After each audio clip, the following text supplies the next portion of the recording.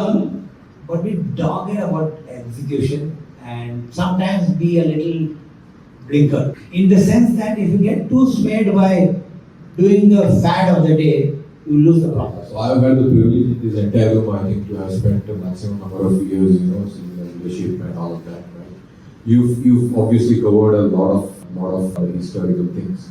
I just have one thing, you talk about determination, consistency, putting your head together, and when there's so much noise around. If you could just quote anyone, whichever you're comfortable in quoting, a situation where you were under tremendous pressure from whatever other stakeholders, internal or external, and a situation, and how did you handle that kind of a stress, a breaking down kind of a situation, and how did you manage to come out of it? Or like I said, in any leader's life there are many such situations. I'll just quote one from very early in my days in Federal, in fact day one of Federal. This is 2010 when except for foreign banks, in most public sector or older private sector banks, credit underwriting, origination, underwriting, everything happened by the same person. I could originate a loan and I could approve the loan. I felt from my past experience, one of the problems of that era of public sector banks or private sector banks was this was causing a major conflict of interest and resulting in bad credit quality over time. So I made that decision and I got the board to support me that we would separate origination and underwriting. This is September 2010, one day before I joined. The board sent out a note to the team saying we are separating, which in 2010 was unheard of in this kind of environment because it was not the done thing. So my board thankfully supported. In the early months of mine, there was huge disruption and disengagement by people and they were not happy with it. But because I had the board support and maybe the team was nice to me because of the new young MD who let's indulge him or whatever. After 3 months, they bought it. And that helped the bank in the years ahead because Federal never crossed 3% gross NPA through any cycle. We could hold our own because the origination underwriting bias was, it had its challenges, but it was never corrupted by individual interests. So that was one of the leadership calls which worked out well, which had to go through the period of convincing people that this is being done for a greater good. Over time, it will pay off. But you need in such situations some people to back you, typically a governance stage the board, who believe in your thought and are willing to back you because you are saying it with conviction. If I was half-hearted about it, then I would have failed, the board would have failed, the bank would have failed. So I think the message I would say for us as leaders is conviction behind a thought, getting a group of people to support you and staying through it, and willingness to correct if you made a goof. Back in 2012, 2010 times, when you heard the name Fedfina Financial Services and it's a NBFC, being a bank, you are running a bank. So, what was that strategic thought to have an NBFC under the bank? And that may be a message. Yeah. And probably, are we on track or where are we going to? The birth of Fedfina in its very early form in 2008.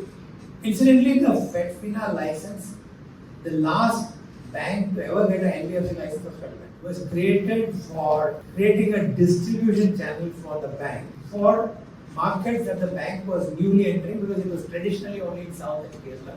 So the bank wanted to establish itself as for distribution. They hired a MD, then MD or somebody who was based in Mumbai, and his mandate was to build out a sales channel to distribute Federal Bank products. That is how it was born. And it morphed over the first 3-4 years. We figured that in itself it was not enough. We will do other products. Shardul came in, Abhishek was also there. So a lot of people came in and we started doing things slightly wider than that. But we were not getting very far. We were sort of halfway there. Only when middle of 2014-ish, we said, no, we have to wake up to doing bigger stuff. We put one of our seniors and Shardul and some of the people to push the company ahead. We made modest progress. Then we said maybe the bank is not doing a good enough job because we were not giving it attention. Let's get a good investor who will come with us and make a difference. And that's how we brought Pruno as a partner. And I think rest of it, many of you are in the system and have done a great job. Anil and his period, Nampar is that period. I think we've made good progress, but the job is quarter done. We have a long way ahead. And why do I say quarter done? Because the opportunity ahead, you know better than me, is just something else. Right? Now we are at a place where many things have come into the capital is there, good governance, good leadership, huge opportunity. We can take it to another space.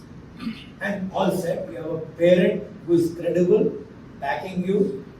I think the future for what we should accomplish is enormous. But that's the history. I was just curious to know, as a concept, do you believe in mentoring? Have you been mentored or given your diverse experience, fairly long stints in most organizations? Or you think it's an impractical idea and each one has to find for themselves as to how they want to shape themselves? I think good question. See, I have one view. The mentoring is not what I give to you, is that what you want to take from me. So the large component of the mentoring process is the recipient a willing learner. If he or she is, then we don't need to call somebody else a mentor, they learn from everyone. So the moment I say I am appointing A as a mentor for B, we are creating a divide. That said, if B is a keen learner, then I think mentor model work. Otherwise, it's idealize somebody. I like Dhoni, I like Virat Kohli, I like something, but that is just you may pick up something in that without consciously. But I think if you want to form the mentoring process starts from Mr. X or Mr. B seeking out A as an advisor, mentor, leader, coach. So that's what I would say. But yeah, there is merit to it, but it can't be dictated outcome. It has to be sought out. I'm sure you've gone through this as well. Everywhere probably comparisons get drawn in, saying that X bank or Y bank stock prices. So same goes with Fedfina also. The comparisons continue to be ours. What's your message to us? No, I would say the same thing that I used to say to myself at that point in time, right? Around the time we started out in this version of Federal, or the version I was part of, Manian's version is the next version. The conversations where Yes Bank is doing so well, IndusInd is rocking, Axis is killing it. You are a kachara, nowhere there bank, right? Today we know the story. So the message to all of us is learn, but be dogged about execution and sometimes be a little blinker. In the sense that if you get too swayed by doing the fad of the day, you lose the plot. All of you must have watched many leadership inputs. But this lady called Angela Duckworth, her talk on grit, that's a 7-8 minute clip. If you have not watched it, I encourage everybody to watch it. Angela Duckworth. Grit, as the word suggests, grit is the ultimate determinant of success. Just be dogged, be there, kill yourself, grind yourself to do it. Dog it. That's why I'm a huge fan of that. For Fedfina, don't worry. I mean, this 90, you can put a 1 next to it before long. It'll happen. We're discussing this later today, how Parvez and you guys are going to make it happen. So Shyam, I have 2 questions.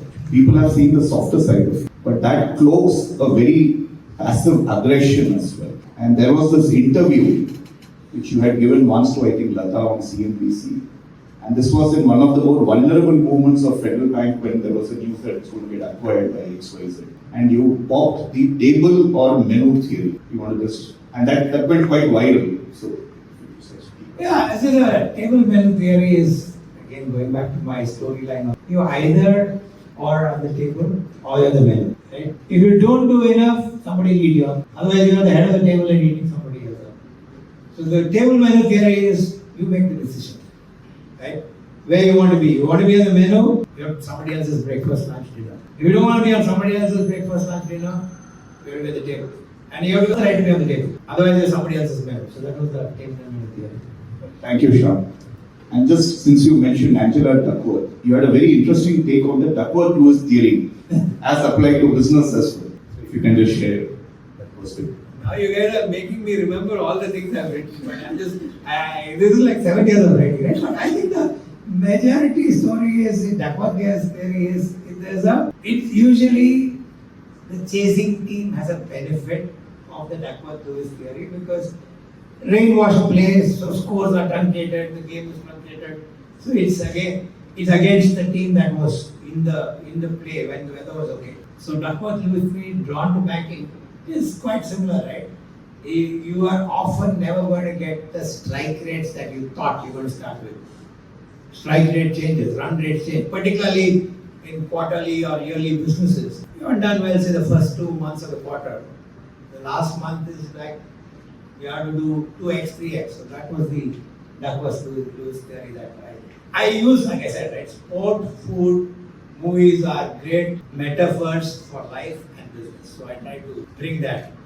Like even my recent post in the current non-federal avatar that I share in public domain is around these things. We've read them.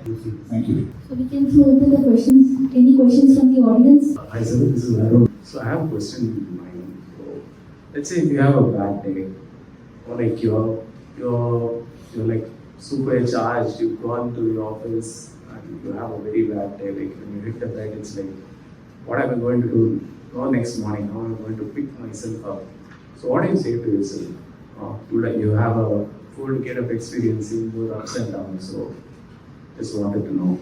Good answer, Arun. I'll tell you, maybe I'm lucky. I don't get too disappointed. On the upside, I don't get too excited. I have this theory of life which is happily dissatisfied. I'm almost never unhappy, but always dissatisfied. And I think it drives me restlessly to what I want to achieve. So over the years of work, of course, there will be days when you feel this is what it is. But if you're sort of obsessed by the bigger picture, you wake up. Well, I did 56 quarters of CNBC answer. That will tell you the story, right? Every quarter there is this number is not okay. Some half-but analyst or a reporter will ask you some question by getting some 2 minutes of data, but kya kare? We have to answer that, right? So the thing is, go back to your core, believe in it, tell yourself the bigger picture you have to achieve. You have to live through this because you are searching for a bigger picture and come out of it. But you need some core strength. I'll tell you, each of us choose what, right? It could be family, friends, religion. I'm obsessed about God as much as I'm about cricket. So I anchor my everything around the divine help. Thank you. It's like, I'm Dijara Saji. I have a small question. See, you are in banking for more than 3 decades. Now you have years in the banking industry. And there are a lot of laid down regulation, be it from RBI, be it from SEBI or other. Now somebody is gaming the rule and making huge profits. And you are a strict person. You want to adhere to the laid down instructions and you want to rule the game. And here there is a pressure from internal people, your employees. Sir, X, Y, Z, they are gaming the rule and they are doing a good business. And you are telling us to strictly adhere to the instructions of the regulators. So what is your assessment? You handle the situation. no, good question. It happens all the time. But again, go back to the funda. Can you tell mom? You can't. You have to do the right thing. It's very difficult. Because your employees are disappointed, Muthu is doing, Manappuram is doing, why are you not doing it? Naturally. But that is where good governance and good franchises win. Short term you may lose. That quarter you may not do. But you have to live through it. There's no choice. You will find ways around, you may get your, I think you guys did a great job last quarter when Muthu was doing a lot of mischief. You guys went presented to RBI, got some relief. So leadership has to step up, find ways. But never easy. But in the long run of time for any business, shortcuts don't work. They just don't work. Even in career, it doesn't work. So we have to be conscious of that. Very hard, but has to be done. It's true and steady, wins the race. That's the game. Hi sir, good afternoon. Paramjit this side from Collections. Since you are an ardent fan of cricket, let me ask you a cricketing question. You have observed Ricky Ponting, you have observed Mark Taylor, and you have observed MS Dhoni also. And both have been all three of them have been successful captains and they have won ICC championship trophies. What style do you find better and why? And what is Shyam's first captaincy style? Thanks. There is a bias in my answer because I have seen more of Dhoni. And he's also CSK, right? So I will say Dhoni. Not the current version of CSK, they're in bad shape, but generally. Why do I say Dhoni? One, we've seen more of him. Second is the ability to keep cool through a rough and steward the team to an outcome. So Dhoni scores on that count. Not that Ponting was any less, but like I said, I've seen way more of Dhoni than I've seen of Ponting. So I'd say Dhoni. Shyam Srinivasan's style is for others to say, but I think if there is one thing that I can take some comfort in, I am a don't give up guy. I have not given up that easily. And second is belief in the team and belief in the opportunity. This is what has kept me going. Team will pull it off. Opportunity is huge. Don't give up. And usually 8 out of 10 will come back. That's what I was. Yeah. I also don't believe in hiring Amitabh Bachchans. I like people who come from deep inside and want to win, not privileged. Then everybody is, not winning. Hi sir, good morning and thank you for being here. And it's a privilege for me to ask you a question, a veteran like you. So you have been a banking professional for more than 40 years. I just want to know what is your take on people's managers and numbers managers, and who are you consider, and what is your view on both the kind of managers? Thanks. See, these are not actually, you're only a people or only a number manager. All of us lead with one thing which is more prominent. Some people lead with more prominent, give me the number, I don't give a damn about anything else, I'll good at it.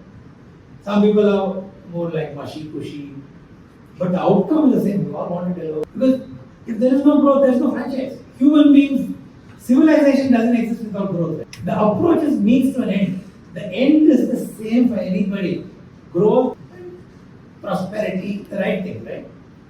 How you accomplish it is a mode of getting to that end goal. Some people will be very karar and say, give me it, I don't care.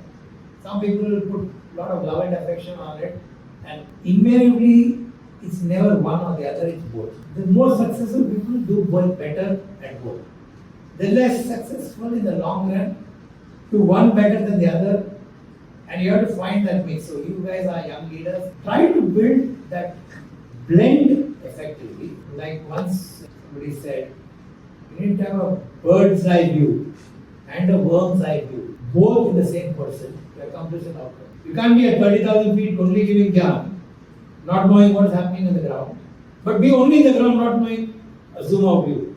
So you have to figure out how both happen. That's only experience and practice and grinding your mind constantly will teach you that. No textbook will teach you that. But nobody, no textbook teaches you. I think that's why his question of does a mentor help? Whether formal mentoring or informal mentoring, learn by observation.